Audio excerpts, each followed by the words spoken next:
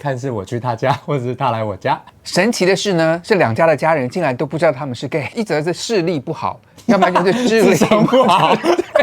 我不觉得这两件事情有冲突，为什么一定要搬去外面住了才可以去登记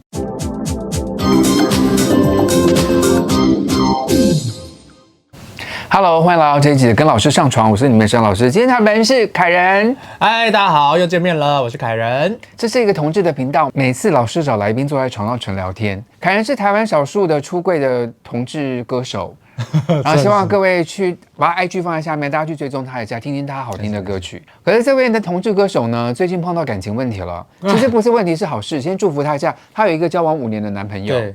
刚5年，他们现在碰到一个瓶颈。你们现在的居住状况是怎么安排的？我们现在的居住状况就是我住我家，他住他家。有时间的时候，我们就会看是我去他家，或者是他来我家。神奇的是呢，这两家的家人竟然都不知道他们是 gay。你因为这5年中，你带同一个男生去你家住，然后而且他们家的状况蛮复杂。你们家住了谁？我们家住了我的奶奶、我的叔叔、我的姑姑、我的爸爸、我的弟弟，还有我，住很多人。然后他们没有一个人说凯仁你是 gay 吧？怎么天天就带一个同一个男人回来住？而且我刚刚突然想到，他其实有一段时间在靠台北上班，然后他那1个礼拜几乎有1周有4天在我家，快1年。我想好奇，就是你们现在因为家人的数字还蛮庞大的嘛，就是很多房间，对不对？所以你有自己的一个房间，然后你们睡觉的时候就要锁门，对不对？对，家人有没有说不准锁门这件事？不会，因为这个还好的原因是因为我从小都锁门，所以就是晚上你们在里面干嘛，没有家人会说任何的话，不会。好，那现在再讲，那如果他家呢？你也偶尔去他家住嘛，对不对？对。然后他们家比较单纯，对，他们家有谁？他们家就是他的外婆跟他妈妈，跟他3个人对住在一起。然后你也是过几个礼拜就去他们家。就5年中带同一个男人去他们家住，然后他的家人也没有说任何事。对，这2个家人呢，除了说一则是视力不好，要不然就是智力不好。我怎么可能5年带同一个男人回到家住，然后睡在房间，2个人睡在一起？这太夸张了。如果各位在国外的话，你们可能认为说怎么可能这样的事情发生？可是台湾，我说蛮多同志都跟家人住在一起，这是一个广泛的现象。好，那现在你们交往5年了，你们的感情下一步要怎么走？其实我们一直都有想要结婚的计划，但是对他来说，他觉得要去结婚之前，我们一定要一个属于自己的地方，不管是租的房子还是买的，就是要先搬到外面去住。你觉得这个是 ridiculous 很怪的事情，对不对？我不觉得这两件事情有冲突，为什么一定要搬去外面住了才可以去登记？所以你的幻想是就先去登记，所以你想要有跟他登记的冲动了，我其实大概跟他在一起第3年了，我就跟他讲过了，就可以去登记了。我就说，我们有要结婚吗？然后他就说好啊，他就这样回我，就回答随随便便，我也不知道他认真是不是认真的。然后偶尔我们在提起的时候，他就会开始试出说，可是我们是不是应该要先有一个自己的房子啊什么的，但是就是不一定是买的，就是要有一个住处这样。好，我觉得在实际上的困难可能是你们如果一去登记的话，你爸爸妈妈一定会知道，因为在户口名簿就有些更改。我们想好，我们还找好了，就是认识的人，就是他的朋友有谁，我的朋友有谁。如果真的要去登记的时候，我们可以看要移去哪一个人家，就先把户口先迁出去。可是你要怎么跟你爸妈解释说你要把户口迁出去这件事？这个步骤我们还没有想到。对呀，你也可以迁来我家啊。问题是你爸要跟你爸妈解释说今天为什么要来这边。对啦，对，我有个妙招可以。好，我听听看。假设说你去当我们这一区的助选员，就说我要住在这边，然后就帮他助选，可以拉票，所以你就可以搬出来住。但他们一定会想说，你为什么可以当助选员？就是你拉什么票？助选员是一个很正常的工作吧。没有，我的意思是说，他们的认知是我跟这个工作应该就是八竿子打不着，为什么突然要去一个地方然后当助选员？可是凯仁，你到现在都在接案子过生活，不是吗？对啊。助选员也可以是接案子，因为不是永远要做，他就选举的时候才要做啊。原来不是吗？是接个案子做啊。我不知道而且助选员可能要唱歌啊、跳舞，因为他要开那个，你知道吗？就是一些活动。对啊，也还蛮不错的。好了，话题扯远了，我们再讲回来。明显你跟你男朋友的对于结婚的想象是不一样的。没错。你就认为说，我们无论坐在哪里，只要我们有一张纸去登记，就表示我们两个是在一起结婚了。对。可是他的观念就是，我们既然结婚有个家庭，对不对？所以我们要搬出来住，在实体上是一个我们两个的空间。对。然后我们才会组成一个家庭，才有结婚的必要。没错，我觉得这是好的。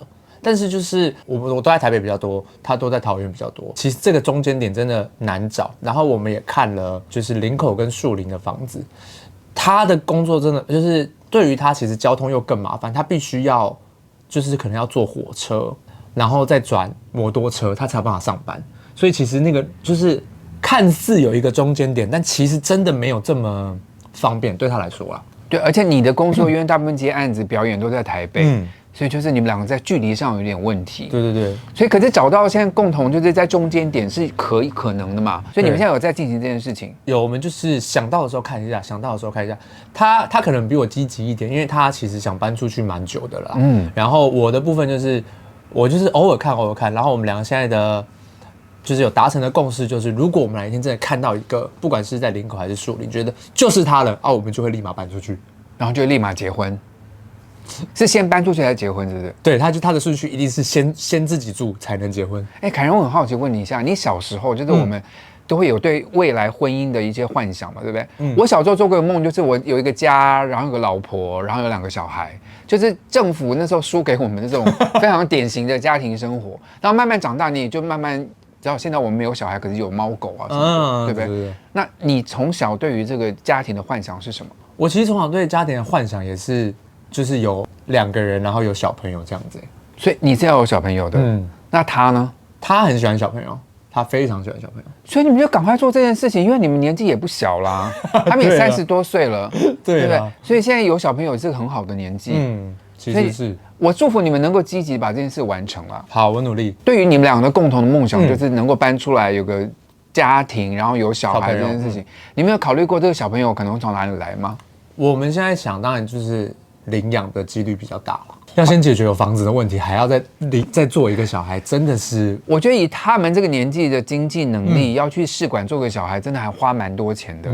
更何况我们的凯仁有一个非常昂贵的嗜好，就是要自己出钱做专辑这件事情。因为他刚刚呢，在我们录前，他一直跟我抱怨说他没有讨期款可以付这个买房的。对。因为我就鼓励他买房，因为他现在房租交都付给房东了嘛。可他说他没有钱。我们现在都知道他钱花到哪里去了。对，我刚刚一时也想说，对啊，我的钱呢？对啊，我想说他接案子，然后他其实住在家里也花很少的钱，对，就钱都到哪里去了？专辑，真的。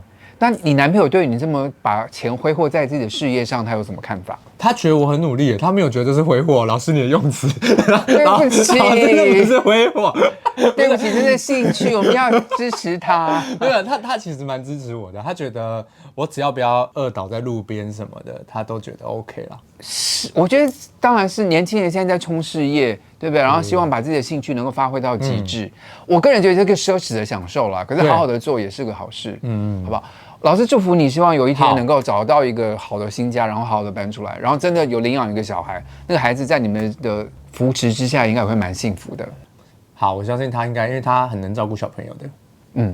他们2个会是很好的爸爸，祝福你们，谢谢。希望各位喜欢今天节目内容，喜欢的话不要忘记帮老师订阅、按赞、分享。每个礼拜有直播，按个小铃铛鼓励我一下，回答你们所有的留言。现在老师要跟凯仁玩个游戏啦，好，2个只能选一个哦。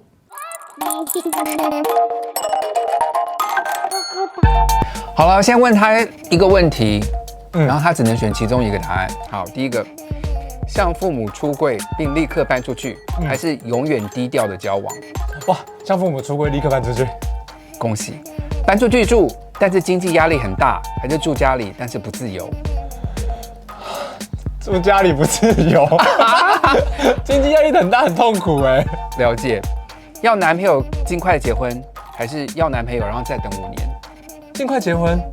哦，好，恭喜你们，加油！搬出去住，但是必须有室友，还是住在一个很小的房子里？很小的房子里。哇，好。父母知道你是 gay， 但是会生气，还是父母永远不会知道，但是你们的关系维持很好？父母不会知道。在做梦。先结婚再告诉父母，还是先跟父母说你们是要结婚，然后再去结婚？先结婚。我也会这么做。好，住在一起但是时常吵架，还是不在一起然后感情很好？住在一起时常吵架。那他们真的就要赶快住在一起了嘛？同志的朋友们都在自己点，不是同志的朋友们都在同志一点。我相信世界会更好。谢谢观众，拜拜。可现在台湾的租屋市场或者是卖怎么卖屋是怎么就是房子买卖，租屋市场跟买卖房子的市场真的是还蛮复杂的，要找一个合适、价钱合理、地点合理的，还花点时间。那对于你呢？好烂，我所以讲。就是我写的问题的时候，就是写简写，然后我现在要念简写，就是突然看不懂。doesn't make sense。向父母出柜并力且搬出